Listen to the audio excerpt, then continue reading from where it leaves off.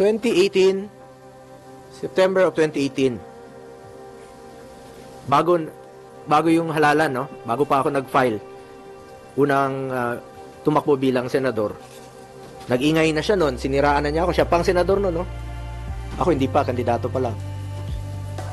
Same issue. Noong 2021, akala naman niya natatakbo ako. Same issue. July of 2021. Last year, nung ako po'y patakbo muli for re-election, July 6 of 2024. Same issue. Same. Yung suot niya, ngayon, ay araw na ito. Ito, July of 2024, last year po ito. Yung suot niyang polo, pareho pa rin ng kulay ng suot niya ngayon. I have been expecting this complaint, and now we are in the proper forum to prove the baselessness of his allegations. I now have the opportunity to answer him point by point before the ombudsman and not on media anymore. I will cooperate with the investigation and abide by its legal processes. The truth will be revealed and believe that justice and fairness shall prevail. I hope that the ombudsman will be fair. Ulitin ko lang po, I am one with the Filipinos. I am one with the Filipinos in this crusade against corruption. Kasama niyo po ako. Labanan po natin ang korupsyon. Ikulong po ang mga kurakot at mga magnanakaw. Ikulong na ang mga buhaya, kasuhan, at ikulong na ang mga buhaya at mga mastermind.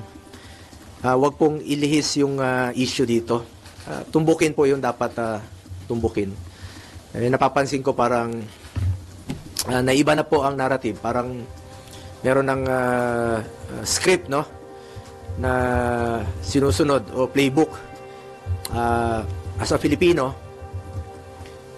I am urging the ICI, the Ombudsman, and the DPWH to seek the truth. Tumbukin lang po yung katotohanan. Maniwala kayo o sa hindi, pag nagkamali kayo dyan, mas gugulo po ang bayan. Magulo na po ngayon, mas gugulo po ang bayan. Magagalit po ang tao niyan, magulo talaga ito. Pakiusap ko lang po muli, tumbukin lang po yung katotohanan. Seek the truth, not the script, if there's any. Ito ay isa po itong diversionary tactic para ilihis ang atensyon ng taong bayan sa tunay na mga issue. Klaro naman eh. Kahapon nga lang, nabanggit ni former Governor Chavit Singson, another diversionary tactic. Ang talamak po ngayon na korupsyon, talamak ang korupsyon ngayon sa kasalukuyang gobyerno. At ang dapat talagang panagutin, ang totoong issue. Ano bang totoong issue ngayon?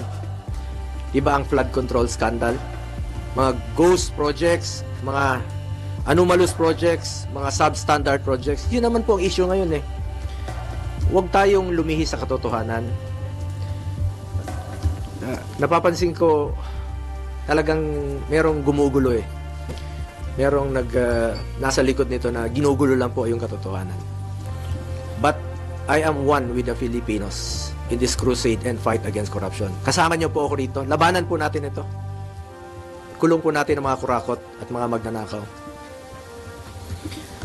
Sa kanina naman po, sa final sa amin, ni dating Pangulong Duterte at sa kapamilya ko, to Trillanes, you are barking at the wrong tree. Kung seryoso ka talaga, bakit di mo kasuhan yung mga totoong mga corrupt talaga? Bakit di mo kasuhan yung mga financials mo?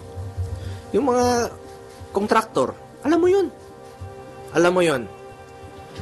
Kita mo na, nakailang buwan na tayo dito sa pagdidinig sa Senado. Ilang hearings na po. Lumalabas naman yung totoo. Sino yung mga contractor. Yung talagang may-ari. Sila mismo yung may kontrata. Sila yung mismong kumikita. Sila yung contractor. Sila pa yung congressman. Sila yung habulin mo, Trillanes. Ayaw mong habulin dahil Financer mo nga. Tama yung sinabi ni Senator Bato noon na may mga financer ka. Baka nga yung ginamit mong pondong yon nanggaling pa sa flood control. Yung pag-imbestiga mo noon kay dating Pangulong Duterte, maaaring galing pa yun sa flood control. Huwag kang magmalinis dito. Huwag mong ilihis ang totoong issue. Dito lang tayo sa katotohanan. Seek the truth, not the script, not the playbook. Nasa na yung mga dapat kasuhan sa issue ng flood control? Nasa na? Bakit walang mga pinangalanan na malalaking tao? Yung mga buhaya, ba't pilit yung pinagtatakpan? Yung totoong issue rito, flood control at ghost projects. Nasa na po? Kaya nakikiusap po ako sa ICI, sa Ombudsman, sa DPWH. Kasuhan niyo yung mga malalaking tao. Yung sangkot sa flood control.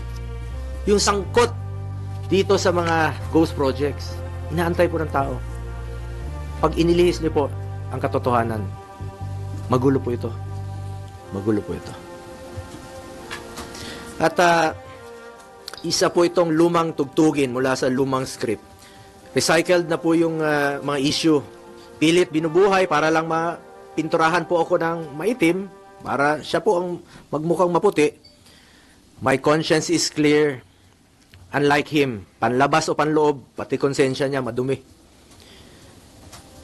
Ang layunin niya ay proteksyonan lang po ang kanyang mga financer at mga nasa likod ng black propaganda na ito. Ang dapat kasuhan ay ang mga financiers kasi sila po yung totoong mga nagnakaw. Hindi po ako magnanakaw. Hindi po ako kontraktor.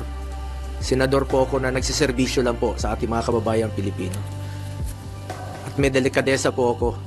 Yung prinsipyo po ko po sa buhay, yan lang po ang pwede kong pangalagaan sa ngayon.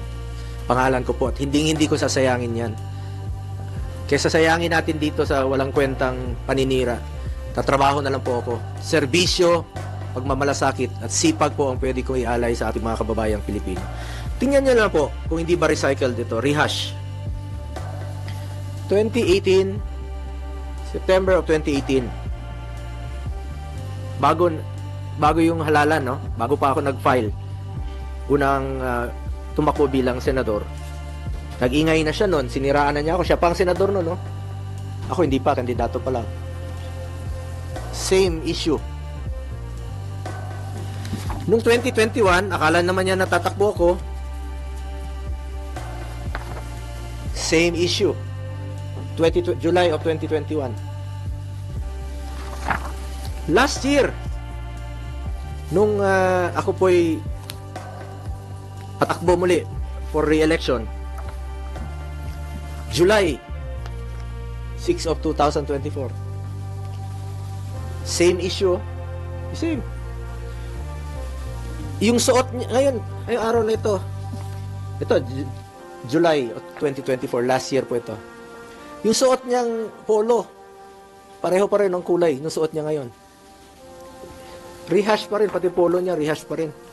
Ginamit muli. Yun pa rin ang ginamit niyang paninira sa akin. Para siya ang pumuti. Nagpolo na nga siya ng puti para pumuti kunwari.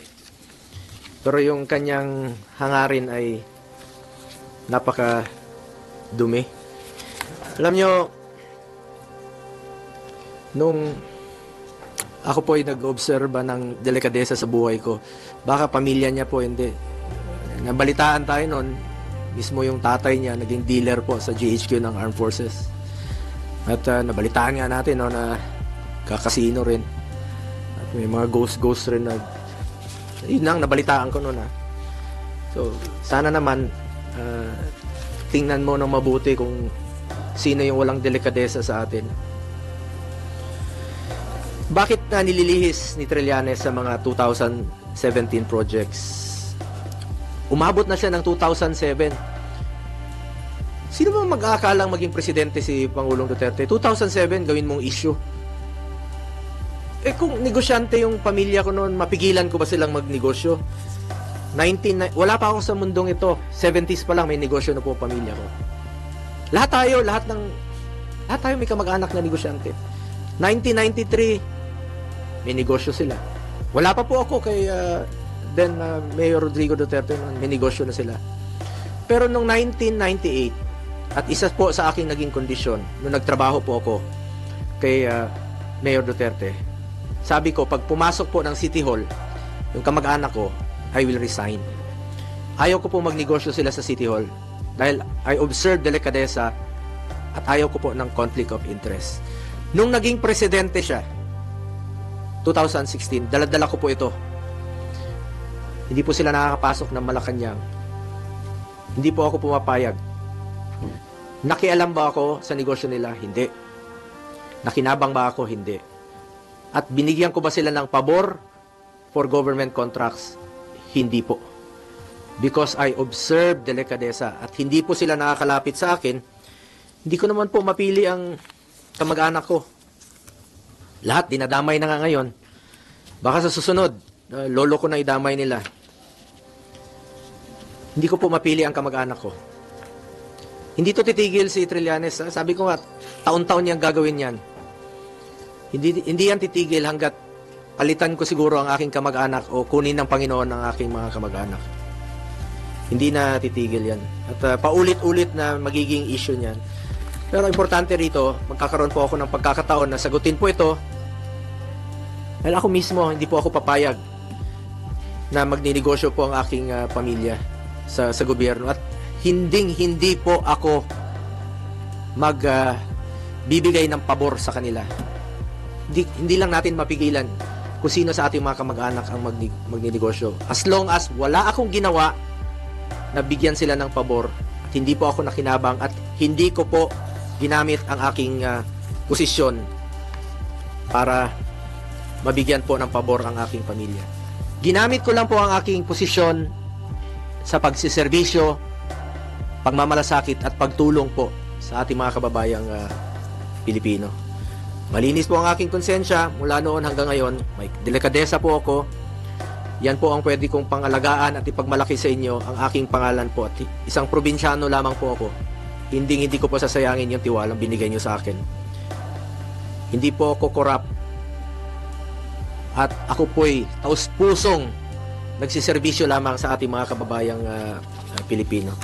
Kaya pakiusap ko lang po, ang issue po dito ay ang corruption sa gobyerno. Ang issue po dito ang flood control. Ang issue po dito anomalous projects. Ang issue po dito ghost projects. Nasaan na po yun dapat panagutin? Inaantay po ng ating mga kababayan. Ayoko na pong aksayahin yung panahon. Sayang yung oras natin dito. Sana makapagtrabaho na tayo. Mas mahalaga sa akin ang trabaho, ang serbisyo at ang kapakanan ng mga Pilipino. Alam naman po ng taong bayan kung sino po yung nagtatrabaho at alam po ng taong bayan kung sino po yung nagsasabi ng totoo. Ako, sipag, more serbisyo at malasakit ang pagtutuunan ko ng pansin. Simula noon hanggang ngayon, yan naman po ang aking ginagawa. At alam po ng Pilipino kung sino yung nagsiservisyo at nagtatrabaho.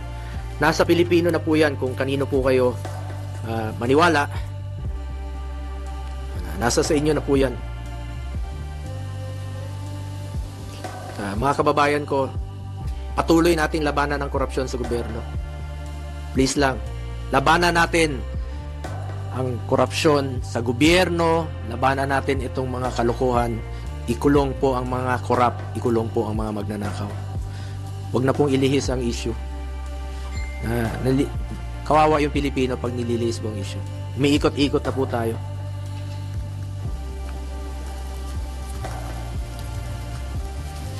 At nakita nyo naman siguro yung complaint ni Trillanes sa mga binigay naman niya sa mga reporters.